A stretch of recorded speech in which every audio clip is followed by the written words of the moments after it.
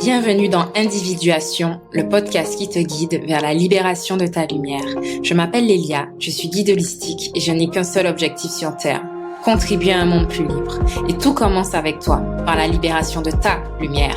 Je sais que tu aspires à une vie plus épanouissante, une vie qui ait du sens. Tu en as assez de ne pas pouvoir exprimer ta vérité au monde et surtout, tu ressens au fond de toi une puissance qui ne demande qu'à être libérée.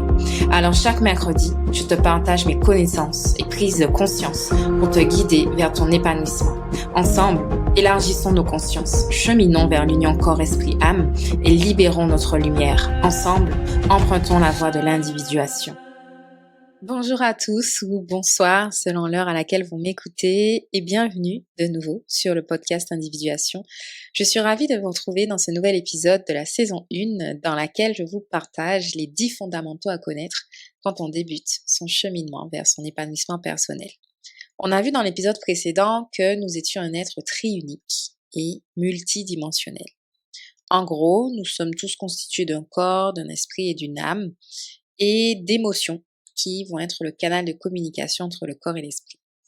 J'avais notamment résumé tout ça à la fin de l'épisode sous une phrase toute simple. Tu es une âme incarnée dans un corps qui utilise la puissance de ton esprit pour transformer la matière. Maintenant, il y a une chose importante que j'aimerais vous transmettre en plus de ça. C'est une notion qui est pour moi fondamentale. Bon, j'ai envie de dire comme toutes les notions que je vais vous partager dans cette saison. Mais celle-là, je la trouve vraiment importante parce que après avoir compris l'être triunique, ça nous permet de voir le monde sous un angle différent. Quand on découvre cette notion, elle change vraiment notre façon de percevoir le monde, mais surtout, quand on commence à l'appliquer au quotidien, elle nous permet de nous libérer de beaucoup de blocages. Et ces blocages sont des blocages qui vont t'empêcher notamment d'exprimer ta vérité, t'empêcher d'être tout simplement toi, d'être libre en fait. Libre d'être plein de contradictions, de paradoxes, d'opposés. Cette notion, c'est celle de la dualité. Alors, pour comprendre la notion de dualité, j'aimerais te partager 2 lois métaphysiques fondamentales. La loi de la polarité et la loi du genre. Alors avant tout, c'est quoi une loi? Parce que là, ça y est, tu dois sûrement te dire, mais qu'est-ce qu'elle raconte? Des lois métaphysiques. T'inquiète pas, j'adore expliquer les choses et prendre le temps de revenir aux définitions. Quand je parle de loi ici, je fais référence à tout ce qui fait que la vie fonctionne comme elle fonctionne, comme tu la vois fonctionner aujourd'hui. En gros, une loi, peu importe le domaine auquel elle s'applique, c'est une équation. Une équation qui vient expliquer le fonctionnement de quelque chose et surtout sans laquelle cette chose-là ne pourrait pas fonctionner. C'est ce qui permet que la vie fonctionne telle qu'on la connaît. C'est ce qui permet la vie, tout court, telle qu'on la connaît. Par exemple, en physique, puisque je vous ai dit que je vais toujours reparler de sciences dures tout en philosophant, c'est un mélange d'esprit scientifique, esprit philosophique. En physique, dans la science physique, vraiment, ce qu'on apprenait à l'école, je pense que vous avez forcément appris quelque part la notion de loi de gravitation, hein, avec les fameuses pommes d'Isaac Newton, là. Par exemple, c'est une loi dite loi physique. Ça explique la notion de gravité et pourquoi quand on tient un objet, qu'on le lâche, il tombe. Pourquoi on se tient debout sur la Terre alors qu'elle est ronde. Ça s'explique par une loi physique. En métaphysique, donc quand on parle de méta, ça veut dire au-delà de, quand on prend du recul, quand on regarde au-delà d'un champ précis. Donc en métaphysique, c'est-à-dire au-delà de la physique, ce qui fait référence finalement au monde spirituel, au subtil, on a l'équivalent qu'on appelle les lois métaphysiques, qu'on peut aussi appeler lois spirituelles. On verra notamment ça quand je vais parler des 7 lois spirituelles du succès. Je parle en fait de lois métaphysiques. Donc en métaphysique, on a aussi des lois. Et en fait, les lois, quelles que soient physiques ou métaphysiques, peu importe, spirituelles, ce sont des équations qui s'appliquent à la vie. Donc soit sur des plans physiques, réels, concrets, de la matière, comme la loi de la gravitation, soit sur des plans subtils, comme les nombreuses lois spirituelles qu'on aura le temps d'aborder au fur et à mesure de ce podcast. C'est donc une équation qui s'applique au niveau, disons, subatomique.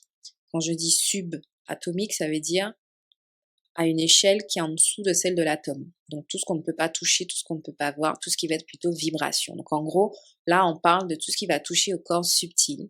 Donc je vous invite à retourner écouter l'épisode 1 sur l'être triunique pour comprendre de quoi je parle quand je parle du corps subtil. Donc une équation qui s'applique au subatomique, qui s'applique au corps subtil, c'est une loi subtile, donc une loi métaphysique, une loi spirituelle.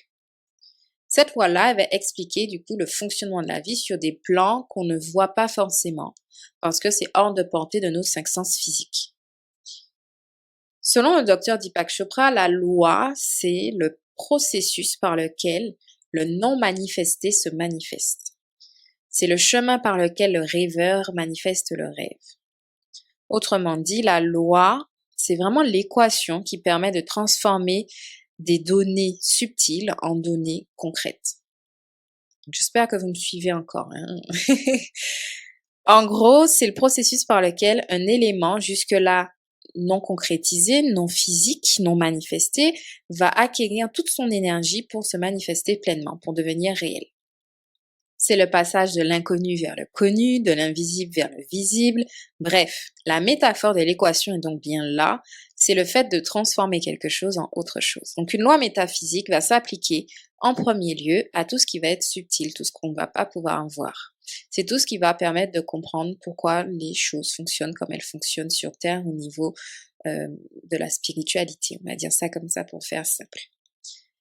Il y a plusieurs types de lois, notamment comme je l'ai évoqué juste avant, les 7 lois spirituelles du succès qu'on verra dans le dernier épisode de la saison.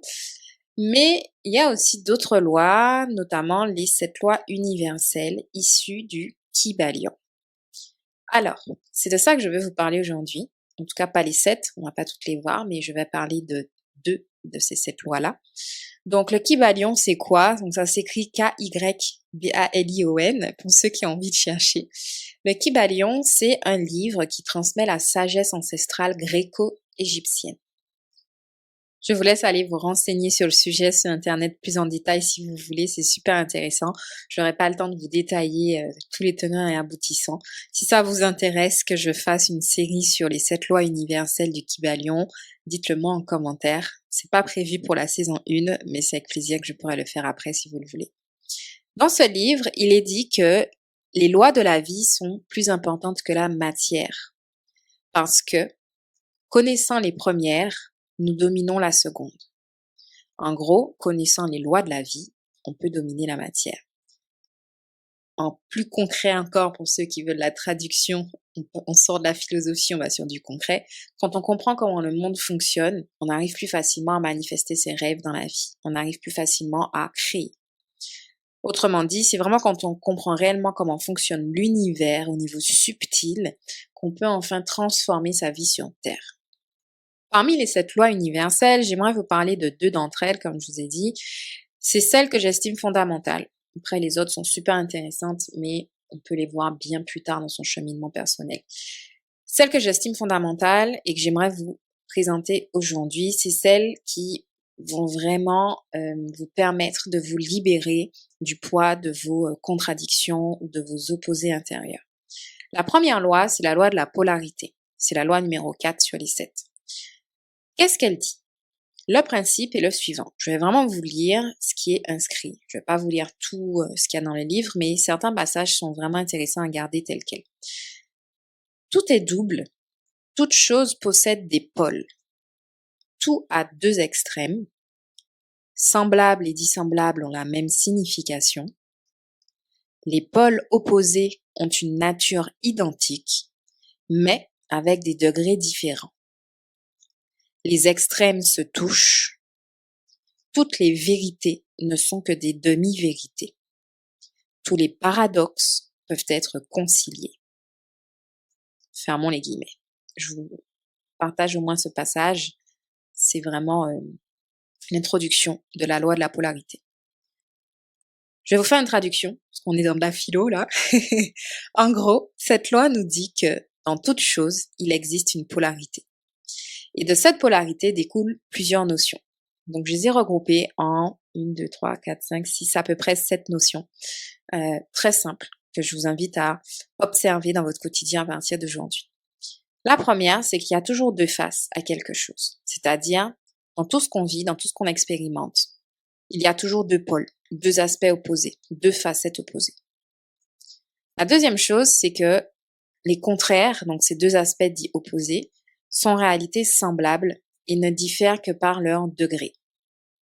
Je vais prendre un exemple pour que vous compreniez de quoi je parle. La température, par exemple. Le chaud et le froid, bien qu'ils soient opposés, ils sont en réalité une seule et même chose, la température. Ils se distinguent simplement par des degrés de différence, ou plutôt par une différence de degré. Il y a plein d'autres exemples. Donc, le froid et le chaud sont opposés, mais en fait, il s'agit d'une variation de degré de température. Le haut et le bas pourraient paraître opposés, mais c'est une différence de degré sur l'axe vertical. On a la même chose sur l'axe horizontal, la gauche et la droite. Plus on est à gauche, plus on est dans un degré, on va dire, négatif. On fait moins vers la gauche, plus vers la droite. Gros, fin, ça va être pareil, des opposés qui vont avoir comme point commun le volume. En gros, les contraires ne sont en réalité que les deux extrêmes d'une même chose qui se distinguent par des degrés différents. De même, sur des aspects beaucoup plus subtils, parce que là, je vous ai pris des aspects concrets du quotidien, mais par exemple pour les émotions, l'amour et la haine, c'est deux extrêmes d'une même chose qui va être un sentiment d'attachement, qui va être dans un extrême négatif, un extrême positif. La paix et la guerre, de même, ou le mouvement ou la fixité. On pourrait continuer la liste à l'infini. Tout ce qui va exister a son contraire aussi qui existe, qui représente la même chose mais sous des degrés différents. En gros, deux choses qui nous apparaissent comme contraires sont en fait identiques à des degrés différents. Troisième chose qu'on observe avec cette loi de la polarité, c'est que les extrêmes se touchent. Qu'est-ce que ça veut dire, ça? Si vous observez prenez vraiment des extrêmes très flagrants. La vie et la mort. On a tendance à représenter les extrêmes sur une ligne droite, avec tout à gauche l'extrême négatif, tout à droite l'extrême positif, en général. On peut mettre aussi en haut et en bas, mais souvent, dans la représentation schématique collective, voilà, les extrêmes sont sur un axe horizontal. La vie est à gauche, enfin la naissance, on va dire, et la mort est à droite, à droite, on va dire, le fait que ce soit la fin de quelque chose. Donc, la naissance et la mort peuvent paraître être complètement opposés et extrêmes, mais en fait, tout ce qui est extrémité se retouche à un moment donné parce que la vie est cyclique. La vie est faite de cycles et chaque fin de cycle est en fait un début d'un nouveau cycle. On le voit avec justement la mort et la vie. Donc, après la mort, c'est le début d'une nouvelle vie. Quand vous vivez des moments de transformation personnelle, une part de vous meurt à l'intérieur de vous pour laisser émerger une nouvelle version de vous. De façon plus concrète, les cycles des saisons. Chaque année, la vie passe par un moment de mort, puis de renaissance. Donc finalement, les extrêmes se touchent à un moment donné pour s'enchaîner sous forme de cycle.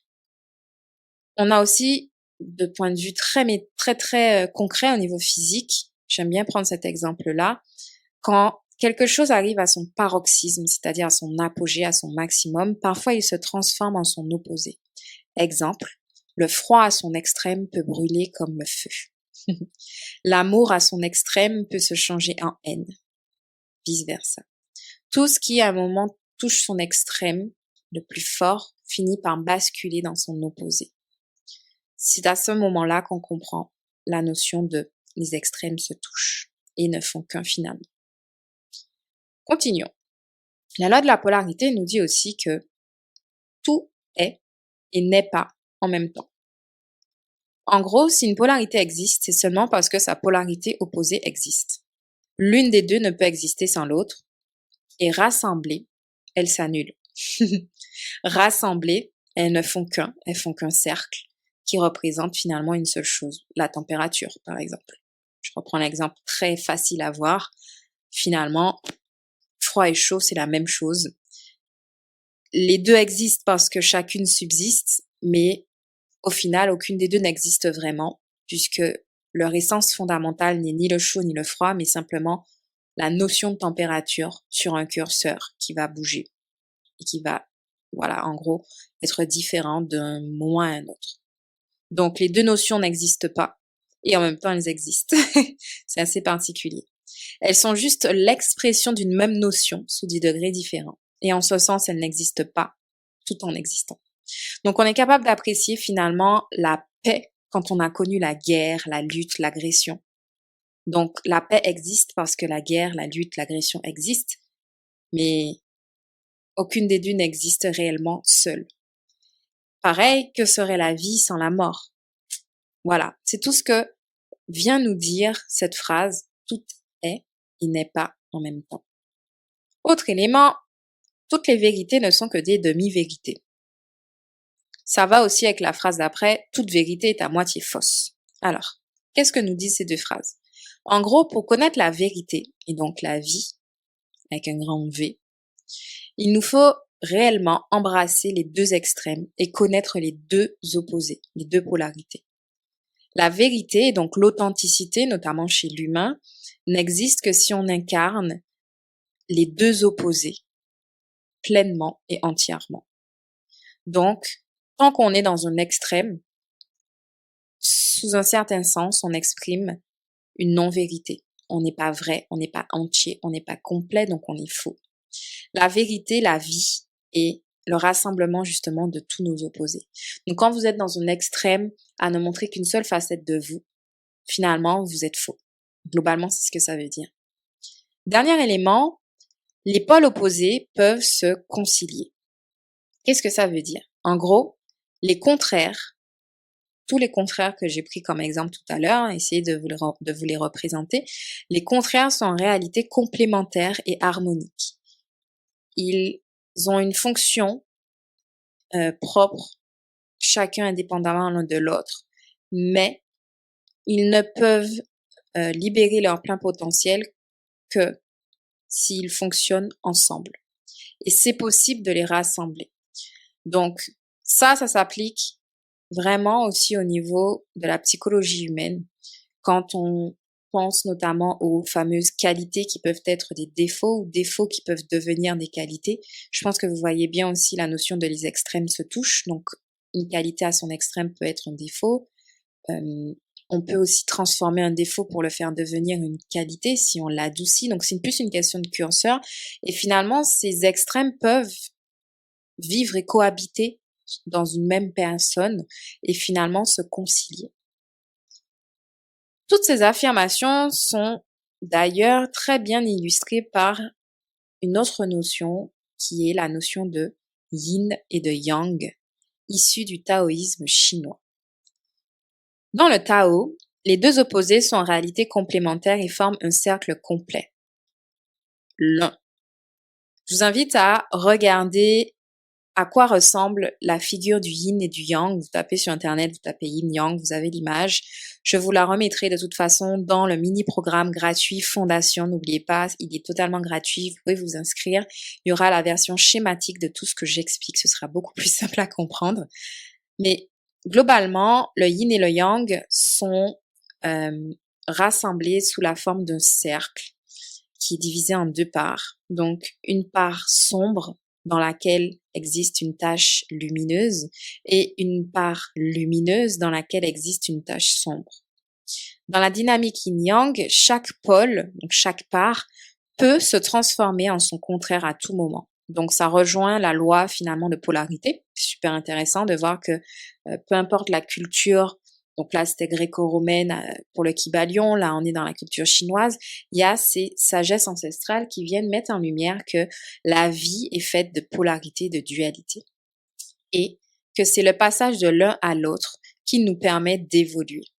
Donc c'est possible de passer d'un pôle à un autre, donc par tout d'abord une période de lente maturation et à un moment, boum, il y aura une mutation comme je vous ai parlé tout à l'heure du basculement quand on est dans un extrême. Donc par exemple, on peut le voir, donc je l'ai pris avec les extrêmes comme l'amour, la haine, etc. Mais on peut le voir sur des choses beaucoup plus concrètes comme les saisons. Il y a un moment où la saison va devoir maturer, avancer, progresser et boum, à un moment donné, il y a un switch au niveau énergétique, au niveau des saisons, au niveau du climat et on va basculer vers une autre vibration, une autre énergie. Ça a lieu au moment des solstices. Donc les solstices sont des points de bascule où effectivement on va passer de l'ombre à la lumière ou de la lumière à l'ombre. Et là j'entends vraiment par là la durée notamment des jours par rapport aux nuits, etc. Bref, je ne vais pas vous perdre, je vais m'arrêter là. Globalement, ce qu'il faut comprendre, c'est que d'une manière générale, on a besoin de la phase de maturation pour évoluer. Et il faut accepter les mutations. Et pour pouvoir évoluer et accepter les mutations, il faut accepter qu'on puisse être une chose et son contraire. Donc, accepter nos opposés intérieurs. À eux deux réunis, les deux opposés forment le tout, l'indivisible, la vérité complète, l'un. Cette unité, c'est en fait la vie, ou du moins la source créatrice de la vie. La vie telle qu'on la connaît dans le monde 3D, donc sous la dimension, la troisième dimension, les trois dimensions qu'on connaît, hauteur, largeur, épaisseur, etc. Donc, je sais plus c'est quoi, non, c'est hauteur, longueur, largeur, bon bref, la 3D, je suis pas très matheuse. Ce monde-là n'existe que parce qu'à un moment donné, il y a eu une division dans la matière, dans la dualité. Pour pouvoir représenter la hauteur, il faut une dualité. Pour pouvoir représenter la profondeur, il faut une dualité. Pour pouvoir représenter une largeur, il faut une dualité. Donc, c'est tout ça, c'est cette dualité réunie qui nous permet de voir ce qu'est la vie aujourd'hui sous la forme la plus complète. Donc ça nous amène à une autre loi qui est la loi du genre. La loi du genre, c'est la 7e loi des 7 lois universelles du Kybalion. Et pareil, elle repose aussi sur la notion de Tao. Alors, le genre, c'est quoi? Le genre, c'est ce qui vient colorer les deux polarités décrites juste avant.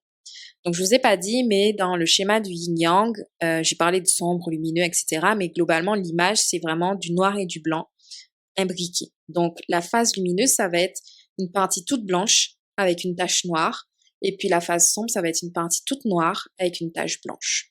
C'est les couleurs, on va dire ça comme ça. Donc, le genre vient colorer les deux polarités qu'on a décrites juste avant. L'une sera dite masculine, elle correspond au plus, et l'autre sera dite féminine, elle correspond au moins. Le yin, c'est le principe féminin, c'est la partie sombre avec la petite tache blanche dedans. Et le yang, c'est la partie masculine, donc le principe masculin, c'est la partie blanche avec la petite tache noire dedans. Je vais vous aider à retenir parce que là, vous dites, ouh là là, blanc, noir dans tous les sens. C'est assez facile à comprendre. Une fois qu'on a compris les notions de yin et de yang, on reconnaît tout dans l'univers sous ses formes yin et yang. En gros, l'énergie féminine tend à recevoir les choses, recevoir les impressions. Quand je dis impression, je parle des différentes sensations, les 5 sens. On en a parlé dans l'épisode 1.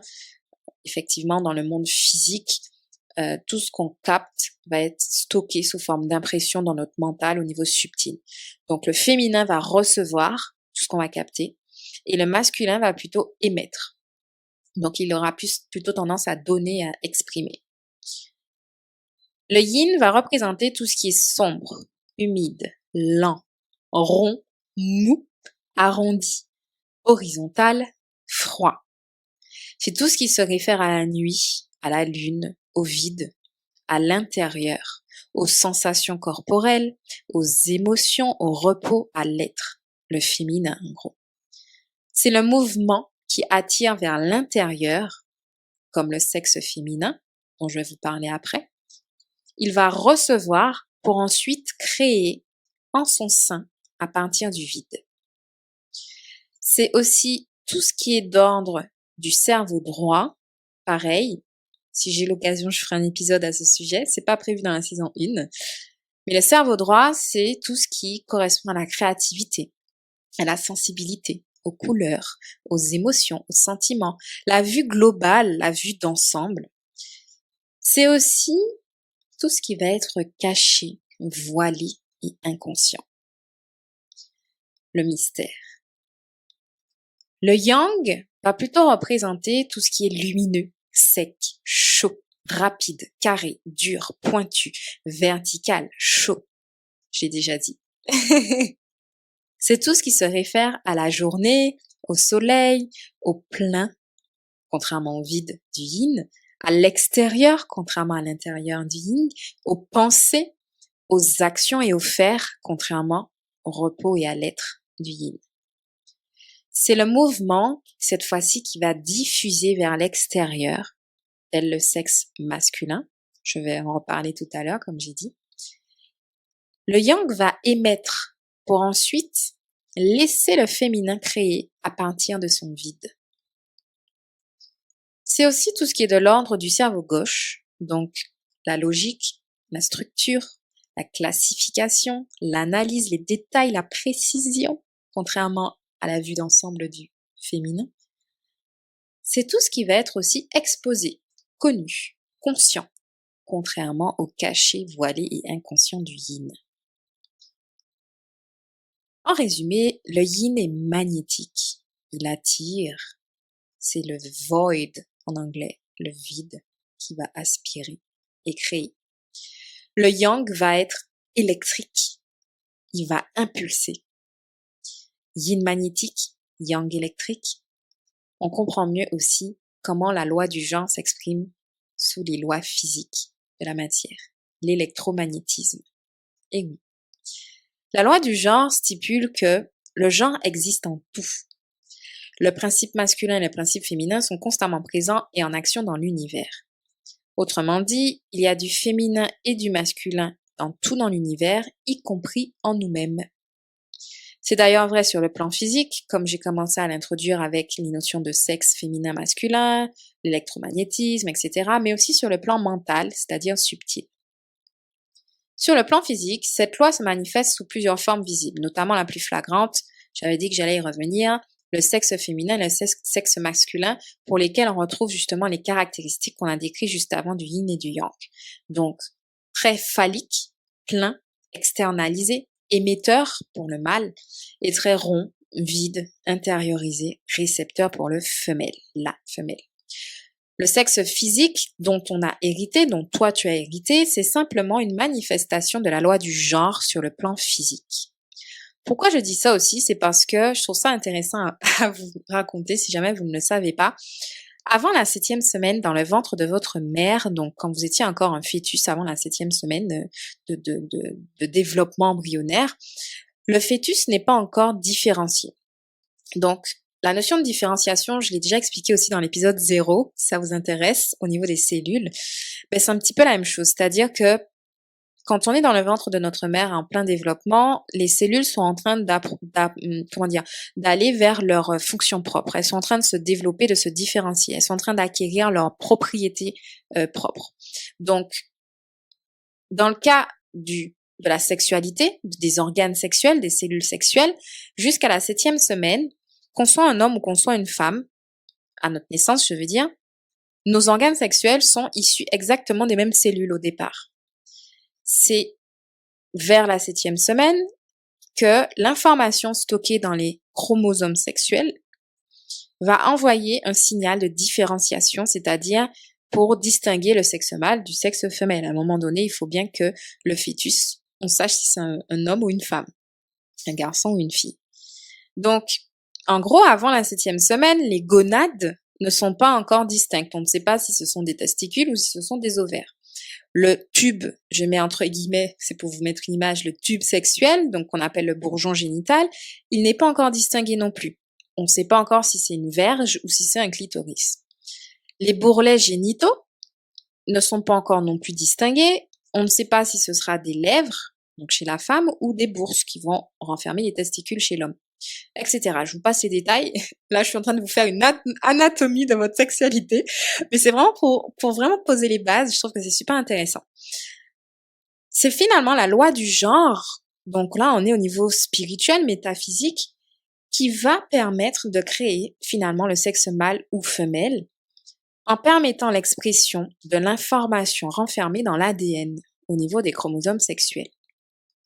Donc, quand je disais que la cellule et surtout l'ADN avaient une intelligence propre dans ma dissertation dans l'épisode 0, je vous invite à aller l'écouter si vous comprenez pas de quoi je parle. Je pense que j'étais pas très loin de la vérité finalement. Fermons la parenthèse.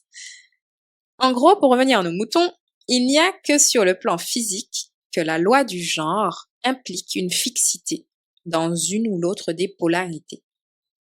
C'est justement ce qui crée le monde de la matière.